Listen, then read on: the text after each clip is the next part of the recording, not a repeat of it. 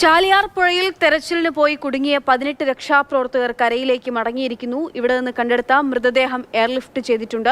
14 ERF 4 welfare party പ്രവർത്തകരായിരുന്നു കുടുങ്ങിപ്പോയത്. Arun Amrithanath വിവരങ്ങൾ നൽകും. അരുൺ, ഇവര് എങ്ങനെയാണ് കുടുങ്ങിപ്പോയി ഒടുവിൽ രക്ഷപ്പെട്ട് തിരികെ എത്തുന്നത്? എങ്ങനെയാണ്, എന്തായിരുന്നു സംഭവിച്ചത്?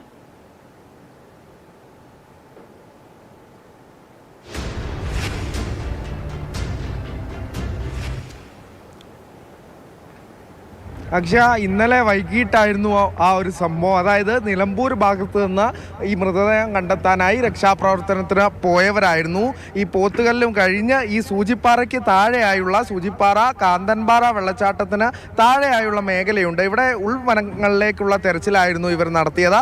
അവിടെ നിന്ന് ഇവരൊരു മൃതദേഹം കണ്ടെത്തി. മറ്റൊരു മൃതദേഹം കൂടി ഉണ്ടെന്ന സൂചന ലഭിച്ച ഒരു ഭാഗത്തേക്ക് പോയതായിരുന്നു.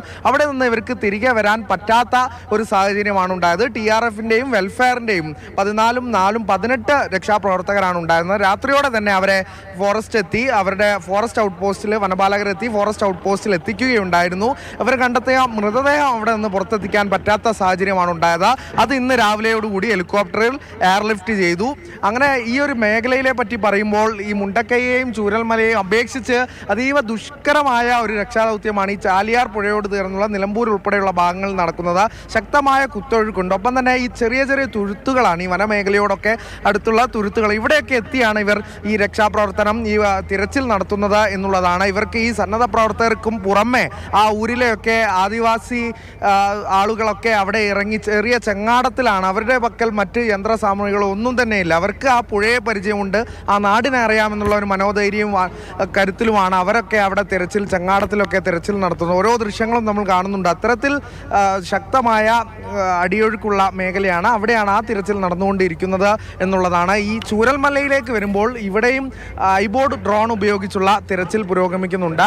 അതായത് ഈ മണ്ണിനടിയിൽ എന്തെങ്കിലും വസ്തുക്കൾ ഉണ്ടോ എന്ന് കണ്ടെത്താനുള്ളതാണ്. യുദ്ധഭൂമിയിലാണ് പ്രധാനമായും ഈ ഐബോർഡ്, intelligence based buried object detective system എന്ന ഈ ഒരു സംവിധാനം ഉൾപ്പെടുത്തി ഈ മൈനുകളും അത്തരത്തിലുള്ള സാമഗ്രികളൊക്കെ മണ്ണിനടിയിൽ ഉള്ളത് കണ്ടെത്താനുള്ള സംവിധാനമാണിത്. ഇതിൽ മനുഷ്യ ശരീരം കൃത്യമായി തിരിച്ചറിയാൻ സാധിക്കില്ലെങ്കിൽ പോലും നമുക്കൊരു സൂചന ലഭിക്കുമെന്നുള്ളതാണ് ഈ റിട്ടയർഡ് മേജർ ജനറൽ ഇന്ദ്രപാൽ, ഈ നേതൃത്വം നൽകുന്ന ഇന്ദ്രപാൽ പറഞ്ഞിരിക്കുന്നത്.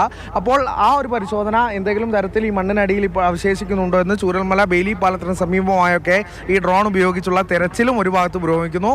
അതിനിടയിൽ എന്തായാലും ഈ രക്ഷാപ്രവർത്തനത്തിനിടെയുള്ള ഒരു രക്ഷാപ്രവർത്തനത്തിന്റെ കാഴ്ച സൂചിപ്പാറ, കാന്തൻപാറ, ചാലിയാറിനോട് ചേർന്നുള്ള മേഖലയിൽ നമ്മൾ കാണുന്നു.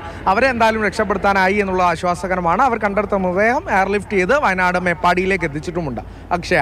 ശരി, അരുൺ അമൃതനാഥാണ് വിശദമായിട്ടുള്ള വിവരങ്ങൾ ദുരന്തഭൂമിയിൽ നിന്ന് നൽകിയത്. എന്തായാലും രക്ഷാപ്രവർത്തകർ അവർ കുടുങ്ങിപ്പോയിരുന്നു, ഒറ്റപ്പെട്ടു പോയിരുന്നു. അവരെ 18 പേരെയും തിരികെ പൂർണ്ണമായി സുരക്ഷിതമായി തന്നെ തിരികെ അവർക്ക് എത്താൻ സാധിച്ചു എന്നുള്ള വിവരവും, ഒപ്പം തന്നെ അവർ കണ്ടെത്തിയിട്ടുള്ള മൃതദേഹം എയർലിഫ്റ്റ് ചെയ്തിരിക്കുന്നു എന്നുള്ള വിവരവും കൂടിയാണ് അരുൺ പങ്കുവച്ചത്. അതായത് ഒരു മൃതദേഹം കൂടി ഇന്ന് കണ്ടെടുത്തിരിക്കുന്നു.